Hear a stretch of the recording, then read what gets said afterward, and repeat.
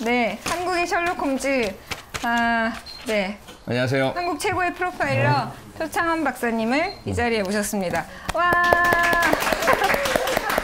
야, 저희 안녕하세요. 오늘 12회인데 이렇게 모든 스태프분이 박수로 맞이하는 게스트는 최초가 아닐까 싶은데요. 무서운 분 오셨다. 사람들이 모두 반가워하고 있네요. 여러분들 인사 한 번씩 남겨주시고요. 인사 남겨주실 동안 표 박사님은 소개를 해주시면 되겠습니다. 프로펠러라고 하신 분도 계시네. 안녕하세요. 저는 표창원입니다. 지난 30년간 범죄와 놀고 씨름하고 또 싸우고 이렇게 살아오고 있고요. 프로파일러라고 하는 범죄 현장을 분석을 하고 수사의 방향을 제시하는 그런 분야의 전문성을 가지고 있습니다. 반갑습니다.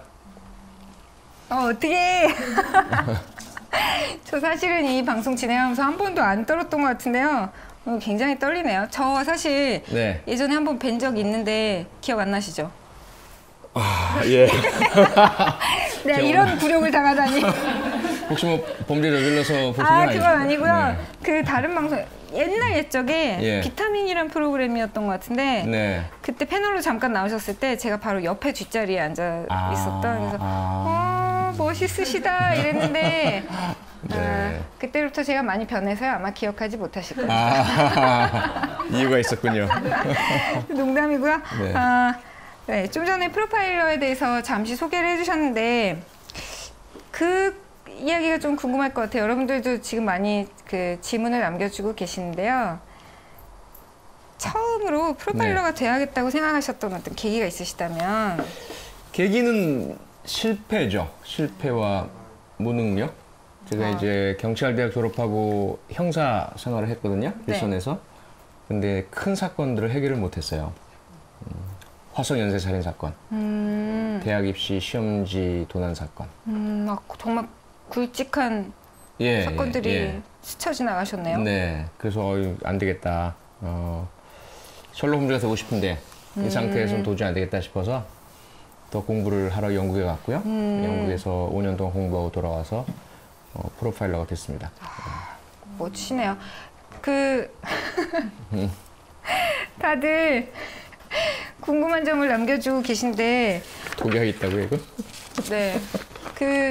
가장 궁금해하시는 게 사실 저도 지금 왜 이렇게 떨리냐면 그저 곁에 있는 것만으로 대화를 나누고 눈을 맞추는 것만으로 마음을 다 들켜버리지 않을까 이런 부분들 있잖아요. 그래서 아까 그 스태프분들하고 했던 이야기가 가족분들 되게 힘들 것 같다. 네. 나 오늘 친구랑 자고 올 거야. 뭐 이렇게 얘기하면 그거 아니지? 뭐 이렇게 자녀분에게 이야기하실 수도 있고요. 이렇게 일상생활에서는 어떠신지. 일상생활 뭐 그냥 동네 아저씨죠, 뭐. 그래요? 네. 전혀 이 안테나가 딱 서지 않으시나요? 아니요, 전혀 안 그렇습니다. 저는 허술하고. 저는 프로파일러 입장에서 보실 때 저는 범죄와 굉장히 거리가 멀어 보이지 않습니까? 이게 뭐 누구나 범죄와 거리가 멀진 않습니다. 어느 누구도. 내가 어찌 언제든 아차하는 순간이거든요. 그렇죠? 네, 자만하면 안 되고요. 그렇군요. 네. 한 방 맞은 이 기분은 뭐죠? 여러분들 궁금한 점 없으세요? 사실 여러분들의 어떤 궁금한 점들을 저는 빨리 해결해드리고 싶어서 네. 왜 이렇게 긴장이 되냐 근데 시청자분들을 난 진짜 범죄를 저지른 적이 없는데 왜 이런 것이냐. 네. 부드러워 보이신데요. 술은 잘 못하실 것 같고 이 사람들이 이 프로파일러 분에게 프로파일링을 하고 있다. 연애할 때도 심리를 꿰뚫으시나? 뭐 이런 궁금증이 나는데요. 이게 무슨 말이죠? 제가 연애를 할 때는 옛날에 그러셨나? 전혀 이 프로파일링이나 범죄 심리에 대한 공부를 하지 않았었던 때였습니다. 그래서 상당히 무뚝뚝하고 여성을 잘 모르고 맨날 여성이랑 만나면은 세상 이야기하고 대한민국 걱정하고 미래가 어떻게 될까. 그래서 연애를 되게 못했었어요. 그렇군요. 네. 지금 많이 자신 있는데 지금 연애할 사람이 없어서. 근데 이제 결혼하셨으니까 오래전에 예. 부부싸움 나실 거 아니에요? 그럴 때 서로의 어떤 심리를 네. 프로파일러 입장에서 심리를 막 이렇게 막 추리하고 네. 지금 저런 행동을 했으니까 저건 진실이 아닐 거야. 뭐 이렇게 생각하신다든지 그런 부분들이 있나요? 그 부부싸움이 거의 일어나질 않고요. 네. 이런 염장 멘트. 제 아내가 워낙 저랑 뭐 말싸움이 일어난다 그러면 네.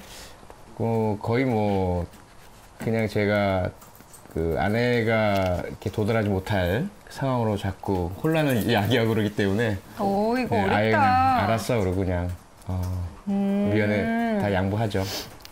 사실 저는 이 부분도 저도 궁금했는데 저희는 막 그것이 알고 싶다나 이런 것만 보고 자도 꿈자리가 뒤숭숭하고 막 쫓기는 꿈 꾸고 정말 저는 그러거든요. 아, 예. 근데 실제로 그런 잔혹한 범죄를 저지르는 범죄자들을 상대하시고 또 그 심리를 추리하고 하시다 보면 좀 뭔가 트라우마가 남거나 좀 정신적인 압박감을 갖진 않으시는지 인간으로서 그런 직업을 갖고 있기 때문에 느끼는 어떤 힘든 점이 있으실 것 같아요.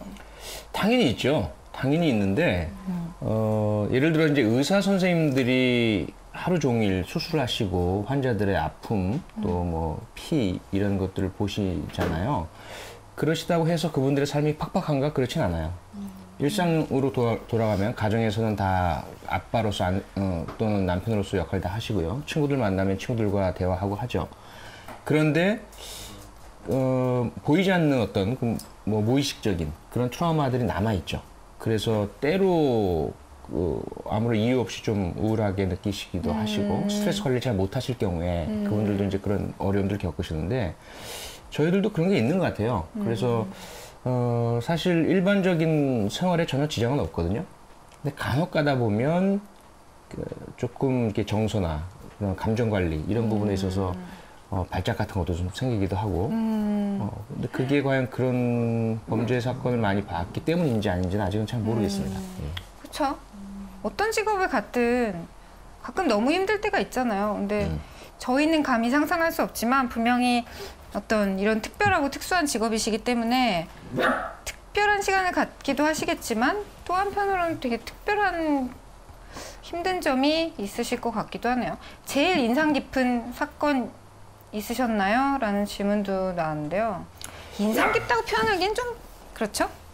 제일 글쎄요, 뭐 그런 질문들 많이 주시는데 인상 깊다 또는 기억에 많이 남는다 혹은 가장 충격적이다 뭐 이런 질문들 많이 주시는데 사실은 저희들 입장에서는 모든 사건이 거의 다 같습니다. 왜냐하면 피해자분들 또는 그 유족분들이 느끼실 때는 그 사건이 세상에서 가장 좀 끔찍한 사건이고 아픈 사건이고 또 대단히 좀 안타깝고 서러운 사건이고 그러시거든요. 그래서 이걸 뭐 객관적인 잣대로 그 상처가 얼마나 깊으냐 또는 뭐 몇 분이 더 피해를 입으셨냐 피해액이 얼마냐 이것은 사실은 저희들한테 그렇게 와닿지는 않고요. 사건 하나가 모두 그 피해자분들이 느끼시는 주관적인 그런 어떤 감정을 같이 공감하기 때문에 특정 사건을 찝어서 이것이 더 가장 인상 깊다 또는 충격적이다 이런 말씀은 사실은 드릴 수가 없어요. 그렇군요. 여러분들 계속 질문 남겨주세요. 제가 질문을 계속 바로 전달해 드리겠습니다. 코리아이 님이 살인범이 무서웠던 적도 있으셨는지. 쉽지 않은 질문인데. 무서운 적은 사실은 없는데요. 진짜요? 예, 문제는 뭐냐면 저희들이 접근하는 사건은 살인범이 현장에 없는 사건이거든요. 이미 발생한 이후에 그렇죠. 현장을 보고 또 자료를 보고 피해자의 특성, 범행에 사용된 그런 방법들 이런 것들을 분석을 하다 보니까 살인범을 무섭다거나 또는 살인범의 어떤 실체를 이렇게 그리거나 그럴 수 있는 상황이 아니에요. 그런데 그 사건이 해결된 이후에 혹은 용의자가 검거된 이후에 살인범을 마주할 상황들이 있죠. 네. 만나서 3시간, 4시간 이야기를 나누거든요. 독대하시나요? 그렇죠. 예. 1대1로 나누는데. 영화 속에 나오는 뭐, 그렇죠. 그런 모습이죠. 방에서? 네. 예. 근데 문제는 이제 그 상황이 영화에서 보는 것처럼 살인자가 무슨 그런 그 초현실적인 뭐 안광을 내뿜고 살기 등등하고 뭐 두뇌 게임을 벌이고 이런 것들은 전혀 아니에요. 아무리 엽기적이고 강한 살인범이라 하더라도 자신들이 검거된 이후에는 어떻게 하면 형량을 줄일까? 어떻게 하면 범죄 중에서 감출 수 있는 건 감출까? 이것밖에 없거든요. 근데 저는 오히려 쫓고 드러내고 들춰내고 그의 심리를 헤집어 들어가는 거죠. 그래서 심리적 경계를 무너뜨리고 그러다 보니까 그들을 무서워할 수 있는 그런 여지는 전혀 없어요. 근데 아무나 못할 것 같은 직업이에요. 사실 저는 진짜 그 알만 봐도 그것이 알고 싶다만 봐도 막 보다가 끄고 그러거든요. 네. 이건 혼자 볼 것이 아니군 이러면서 자주 끄는데 그런 어떤 실체와 마주해야 되는 일이기 때문에 되게 본인의 멘탈이 강하지 않으면 여기까지 오는 일도 쉽지 않으셨을 것 같다는 생각이 드네요. 지금 되게 뭐라고 해야 되나 크리티컬한 쉽지 않은 좀 이렇게 쉽지 않은 질문들을 던지시는 분들이 계신데 그걸 전달해 볼까요? 현재 그 수사 중인 그런 사건에 대해서 입장을 밝히실 수는 없죠. 이태원 살인 사건이라던가. 뭐 입장을 밝힐 수는 없지만 설명을 드릴 수는 있죠. 뭐 궁금한 부분이 있으시다든지. 어떻게 될 것 같나요? 뭐 이렇게 아까 어느 분이 앞으로의 전망이요? 네, 주셔서. 일단 그 이태원 살인 사건 같은 경우에는 지금 아더 패터슨 피고인이 됐죠. 좀 재판이 진행 중이니까. 한국에 왔죠. 네. 그런데 그 범죄의 증거 이 부분에 있어서 처음에 그 에드워드 리라는 같이 있었던 친구인 공범자라고 볼 수 있는 그 사람에 대한 적용했던 증거들 그 증거들이 똑같이 사실은 이번에 아더 패터슨에게 적용되는 것이거든요. 다만 차이가 있다면 조금 더 나아진 분석 기술, 좀 더 나아진 특히 이제 혈흔이라든지 벽에 뿌려진 피해 형태에 대한 의미, 이 부분을 해석하는 방법 이런 것들이 좀 나아졌을 뿐이죠. 그러다 보니까 조금 뭐랄까 좀 긴장이 되긴 해요. 과연 아더 패터슨에 대해서 유죄 판결을 이끌어낼 수 있겠느냐. 만약에 또다시 에드워드 리 재판 때처럼 아더 패터슨을 상대로 한 이 재판에서 증거 불충분 등으로 무죄 판결이 내려진다면 그 조중필 씨, 그 피해자의 유가족 분들은 정말 회복할 수 없는 상처에 다시 빠질 수밖에 없거든요. 그래서 사실은 좀 조마조마한 심정으로 지켜보고 있습니다. 저 97년도 3월인가 4월에 있었던 사건으로 제가 기억하거든요. 왜냐하면 제가 97학번이어서 대학 들어가자마자 굉장히 너무나 슬펐던 네. 어떻게 이런 일이 서울시대 한복판에서 벌어질 수 있는지 또 되게 놀라웠고 근데 그 사건이 여전히 해결이 되지 않은 채로 아직도 제 나이가 지금 그때로부터 너무 많이 흘렀는데 바뀌지 않고 피해자는 여전히 계속 그렇게 마음이 아픈 채로 누가 범인인지도 아직 밝혀지지 않은 채로 흘러가고 있다는 것이 되게 슬픈 부분인데 또 어떻게 잘 해결되길 바라봐야죠 뭐. 그렇죠? 네, 뭐 긍정적으로 볼 여지도 충분히 있습니다. 특히 그 에드워드 리 같은 경우에 본인이 무죄 판결을 받고 나서 그냥 잠적해 버릴 수도 있지만 에드워드 리의 부친께서 상당히 정의로운 분이세요.